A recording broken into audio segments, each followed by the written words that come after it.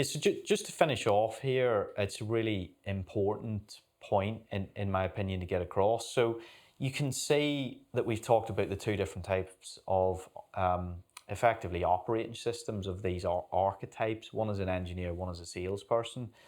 There is overlap, by the way. There's a lot of stuff here that's the same, but there are key and crucial differences. And the point that I really want to try and help you sort of understand that, like, an engineer doing engineering stuff, solving problems, like being in an environment where their knowledge is in the top 5%, they're surrounded by peers. Like, this is very much comfort zone stuff. So, like, without appropriate training, coaching, mentoring, whatever you want to call it, making the step over here is very much discomfort zone, at least to begin with. Okay? So this is when I get asked, like, why can engineers not solve the problem of sales? This is my belief as to why. You've got this going on, the operating systems, and moving from the comfort to the discomfort. And this is actually why people really love the application of pipeline science, because it makes it really easy to understand what should you be doing next. The same way you would work through an engineering project or challenge.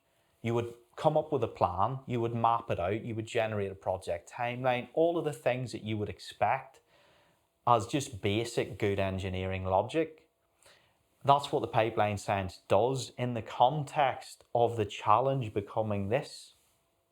Yeah, relating to sales, relating to money, like all of the beliefs or limiting beliefs that might be at play there. So what I mean by that, if we just flick back to pipeline science for a second, it's actually quite clear and sequential what you should do in pipeline science. So you start with a construction, number one. Once you've done that creative bit, you've understood the back testing and you've understood what you need to repeat sell, you then move on to, well, how am I going to gear it? Who is my ideal client profile? What do we sell at the minute and who do we sell it to? What are our most successful offers? What are those services, products, what do they look like? Great, we've got those two. So how do we track it? How do we measure the velocity and flow through our pipeline?